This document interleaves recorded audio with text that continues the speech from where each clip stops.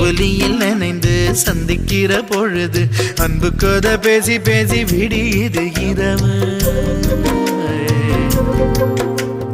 ஏழு கடல் தாண்டித்தான் ஏழு மலை தாண்டித்தான் என் கருத்து மச்சான் கிட்ட ஓடி வரும் மனசு. நாம சேர்ந்து வாழும் காட்சி ஓட்டி பார்க்க